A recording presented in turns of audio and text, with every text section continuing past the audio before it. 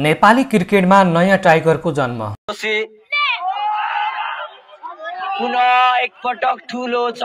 बैतडीका दीपकराज जोशीले 72 बलमा 204 रन बनाएपछि दिपेन्द्रसँग तुलना, गाउँदेखि शहरसम्मै चुलियो चर्चा। नेपाली क्रिकेट इतिहासमा केही यस्ता क्षणहरू छन् जसलाई कसैले बिर्सन सक्दैनन्।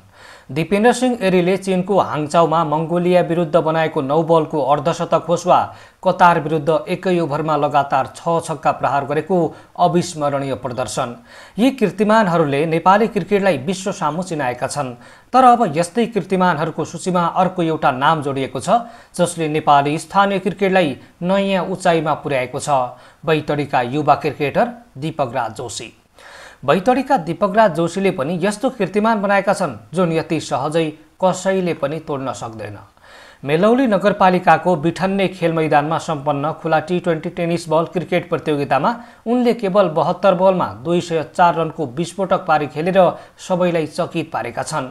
यो प्रदर्शनले अहिले क्रिकेट समर्थकहरूलाई दिपेन्द्रसँग दीपकको तुलना गर्न बाध्य बनाएको छ र उनको चर्चा चौतर्फी चुलिएको छ।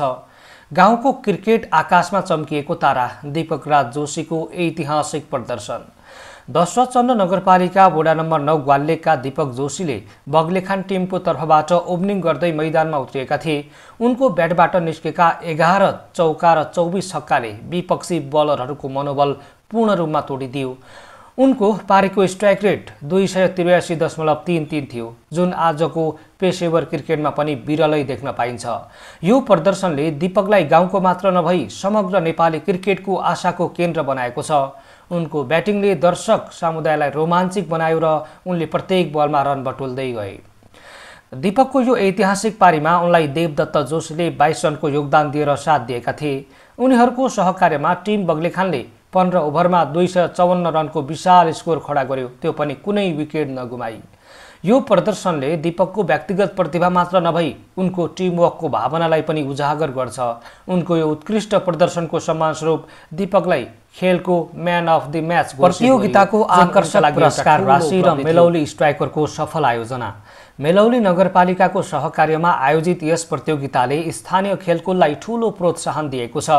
विजेता टिमले रु 55,555, उपविजेता टिमले रु 25,555, म्यान अफ द सिरिजलाई रु 3,555, उत्कृष्ट ब्याट्सम्यान र बलर दुवैलाई रु 2,555 र प्रत्येक खेलको म्यान अफ द म्याच विजेतालाई रु 1000 ट्रफी तथा प्रमाणपत्र प्रदान गरिने घोषणा गरिएको छ। यो पुरस्कार राशि गाउँ स्तरको खेलकुदमा निकै आकर्षक मानिएको छ, जसले स्थानीय खेलाडीहरूलाई अझ उत्कृष्ट प्रदर्शन गर्न थप प्रेरित गरेको छ। मेलौली स्ट्राइकरको सफल आयोजनामा सम्पन्न यो प्रतियोगितामा मेलौली नगरपालिका क्षेत्रका युवाहरूको सहभागिता र खेलप्रतिको उत्साह देखाउने महत्त्वपूर्ण अवसर बन्यो। स्थानीय जनप्रतिनिधि, खेलप्रेमी र अभिभावकहरूको उल्लेख्य उपस्थिति रहेको कार्यक्रममा खेलकुदले समाजलाई सकारात्मक दिशा दिन सक्ने विश्वास व्यक्त गरिएको थियो। यस्ता प्रतियोगिताहरूले लुकेका प्रतिभाहरूलाई बाहिर ल्याउन मद्दत गर्छन्। दीपकको भविष्यबारे आशा राष्ट्रिय स्तरको यात्राको सङ्केत। दीपकराज जोशीको यो प्रदर्शनले उनी अब सुदूरपश्चिम मात्र होइन, प्रदेश र राष्ट्रिय स्तरका प्रतियोगितामा पनि प्रभाव जमाउने क्षमताका धनी छन् भन्ने स्पष्ट सङ्केत गरेको छ। उनको यो अविश्वसनीय पारीले प्रशिक्षक, समर्पित खेलाडी र साथीहरू सबैलाई उत्साहित बनाएको छ। उनीहरू सबैले दीपकलाई अझ माथि उक्लिन सघाउने प्रतिबद्धता जनाइरहेका छन्। मेलौलीको मैदानमा खेलेको पारी केवल एक खेल होइन, यो एक प्रेरणादायी कथा हो जुन गाउँको गल्लीबाट सुरु भएर राष्ट्रिय आकांक्षासम्मको सम्भावना बोकेको छ। यस्ता प्रतिभाहरूको पहिचान, संरक्षण र प्रोत्साहनले मात्र नेपाली खेलकुदलाई बलियो बनाउनेछन्। अहिले दिपेन्द्र सिंह एरीसँग तुलना गरेर दीपकको चर्चा हुनुले उनको क्षमता र सम्भावनालाई प्रमाणित गर्दछ। उनी नेपाली क्रिकेटको उज्जवल भविष्यको एउटा बलियो स्तम्भ बन्नेछन् भन्नेमा कुनै शङ्का छैन।